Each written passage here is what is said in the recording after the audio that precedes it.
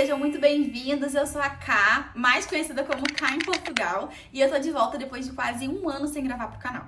E eu quero começar pra vocês, esse aqui vai ser um vídeo de resumo da minha história como imigrante pra vocês. Eu confesso que nem eu esperava tudo que eu ia passar depois que eu parei de gravar aqui pro YouTube. Como a maioria deve saber, eu vim pra Portugal há 1 ano e 5 meses, cheguei aqui em março de 2024, vim casada com as minhas 3 filhas, uma de 12, uma de 9 e a outra de 3.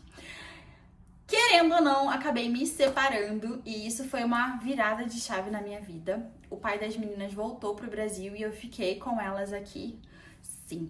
Com a cara e com a coragem, porque é a única coisa que a gente tem. Porque certeza a gente não tem de nada nessa vida, pois não? E aí, recomeçar a minha vida foi um desafio muito grande. Muita gente disse que eu não iria conseguir, mas estou aqui para provar que é verdade. E mesmo com todas as mudanças de Portugal, eu só tenho a agradecer por essa escolha, por ter permanecido aqui, porque realmente eu cresci muito e eu falo isso. A imigração, e até tem muita gente que diz, né? Existe uma bruxa que fala sobre a separação e imigração quando você migra pra Portugal. Mas, gente, eu não acho que tem a ver com a imigração, e sim com o que cada pessoa, de forma individual, ela absorve isso. Não é fácil, mentalmente a gente fica muito pilhado, sabe? No meu relacionamento foi o pai das minhas filhas e acabou que não deu certo, ele voltou pro Brasil e nós seguimos aqui. Depois dele ter ido embora, uma parente minha veio morar comigo na minha casa e foi uma das piores coisas que aconteceu. Além de vir ela, veio a filha e nós moramos juntas por 3 meses. Até que um dia, eu depois de ter feito muita coisa com relação a gastos, eu acabei comprando um veículo e pronto, essa pessoa tava andando sem seguro e eu decidi, e até porque aqui em Portugal, pra quem não sabe, se você tiver um bem no seu nome, quem é responsável caso aconteça qualquer coisa com esse bem é você. Por exemplo, se eu tenho um carro no meu nome e uma pessoa causa um acidente, a responsável é você. Então eu não queria que isso acontecesse, acabei pegando a chave e disse, olha, só quando você quitar, porque era parcelado e eu parcelei no meu nome porque eu já tinha aqui condições de fazer isso, eu te devolvo, vai ficar parado aqui até lá. E aí, aconteceu que eu fui vítima de agressão. Já foi tudo resolvido, mas chegou a dar a polícia. Eu tive que sair do apartamento que eu tinha alugado e tinha pedido pra proprietária colocar ela também no contrato. E aí, por não conseguir tirar ela do apartamento, eu tive que sair. E como eu estava com as minhas 3 filhas, eu não podia ir pra um quarto. Lá em Póvoa de Varzim, onde eu morava, é uma cidade turística, então foi no auge da primavera, tava tudo cheio, as casas todas caras, que a maioria aluga pra verão. E eu não tive pra onde ir com as minhas filhas. O que aconteceu depois dessa questão? Deu delegacia e tudo mais, eu fui pra um Airbnb, fiquei 10 dias morando no Airbnb com as minhas filhas. Até tentar encontrar um apartamento que eu pudesse me mudar com elas. E quase já nos últimos dias, eu lá no meu Instagram, se vocês não me seguem lá também, é Ká em Portugal, também tem o meu TikTok, onde eu compartilhei tudo pra vocês. Detalhe, gente, eu não quero falar muito dessa coisa aqui, mas uma seguidora mandou o contato do tio do marido dela, que tem casas aqui, e ele tinha o apartamento dele. Ele não me cobrou renda, nem me cobrou calção, e é por isso que eu falo, Deus sempre coloca pessoas na minha vida pra realmente me abençoar. Ele só me cobrou o valor de entrada, e eu paguei 1.100 por um T3. Fiquei lá 2 meses, eu expliquei pro proprietário que eu não tinha condições de me manter lá durante muito tempo, que era realmente pra eu não ter que ficar no Airbnb, porque por 10 dias eu paguei 800 euros pra ficar no Airbnb, para as crianças não terem que perder aula. Eu, em momento nenhum, mesmo com toda essa confusão, não perdi a aula das crianças nenhuma vez. E aí me mudei pra esse Airbnb, porque 1.100 pra 30 dias era melhor do que 800 pra 10. Ficar nesse apartamento era até o final das aulas das meninas, né? Que eu tava procurando outro que ia vagar. E até então eu me mudaria pra uma casa, que era um T2, por 600 euros. Eu também conheci um outro proprietário e ele tinha prometido essa casa pra mim. E aí o que aconteceu? No final do ano letivo, que eu tava certa de ir pra esse apartamento, a minha amiga e chefe, ela veio... Esse apartamento não ficou vago porque tinha que ter uma liberação da Câmara.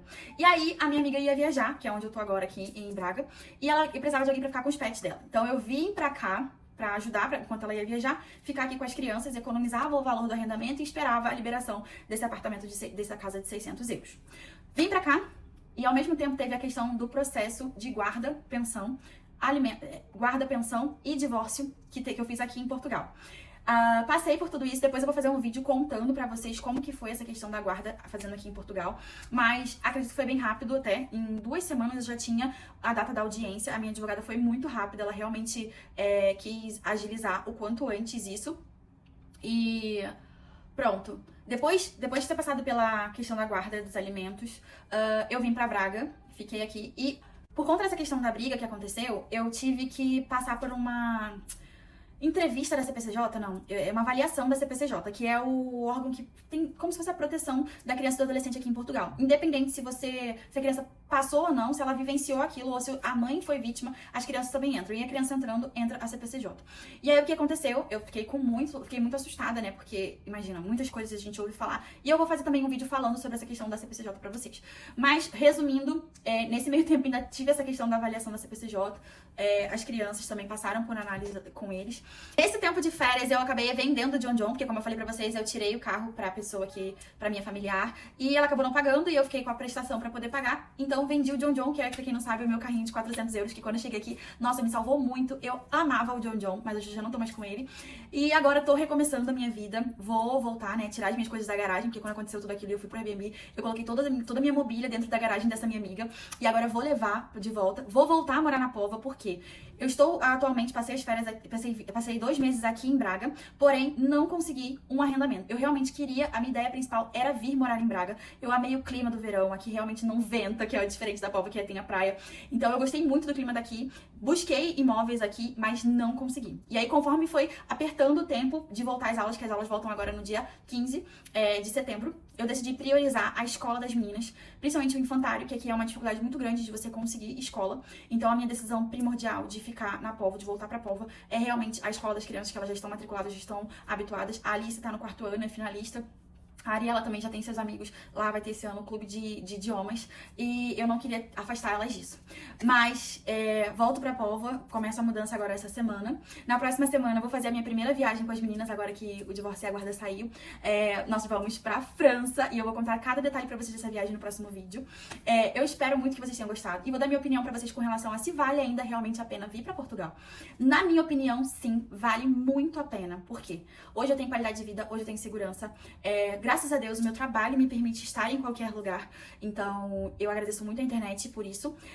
Eu sei que é muito limitado eu falar isso, eu não represento várias pessoas quando eu falo sobre a minha história, porque muita gente hoje só se encontra com a possibilidade de ganhar um salário, um ordenado mínimo. Então, estando mãe solteira com 3 crianças, eu fatalmente não conseguiria me manter aqui do jeito que eu me mantenho. Mas graças ao meu trabalho com a internet, hoje eu tenho uma qualidade de vida muito boa. E o que realmente aqui em Portugal ainda vale? A segurança, a educação, que assim... Eu pagava colégio particular no Brasil e ainda assim não tinha a qualidade de ensino que existe hoje para as minhas filhas. E elas são uma prioridade para mim. Segurança, eu andar na rua, eu não ter medo. Você hoje tem seguro aqui, é seguro obrigatório por conta de batida. Imagina, você vai ter uma Porsche, numa Land Rover, numa Ferrari. Mas de resto, você não tem medo. Eu ando na rua com as minhas filhas até de noite e não tem perigo. Então, sim, na minha cabeça, vale muito a pena você vir pra Portugal. Vir com planejamento, principalmente planejamento financeiro, porque isso conta muito. O nosso real vale 6 vezes menos o euro. Então façam um planejamento. Nos próximos vídeos eu vou trazer valores de arrendamento pra vocês fazerem pesquisa, os documentos, as mudanças de leis que a gente tá tendo aqui em Portugal, que afetam a todo mundo, inclusive quem já tá aqui.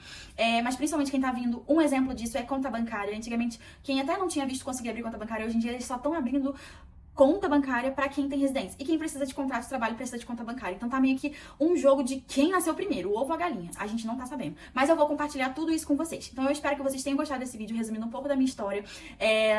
E que isso sirva também de motivação e inspiração pra vocês nunca desistirem do sonho de vocês. Eu sei que é difícil pra quem é imigrante. Não vou falar pra vocês, eu superei isso tudo fácil. Não foi. Se você for olhar na minha rede social, que tem de vídeo meu chorando, passando por tudo aquilo. Mas é a realidade. A gente vai ter altos e vai ter baixos em tudo na nossa vida. Até se você não mudar de país, se não for Portugal, sempre vai ter diferença e momentos da sua vida que você vai refletir. E eu queria agradecer a cada um de vocês que esteve nesse vídeo. Já salva, compartilhem aqui pros próximos vídeos. Um beijo, até o próximo.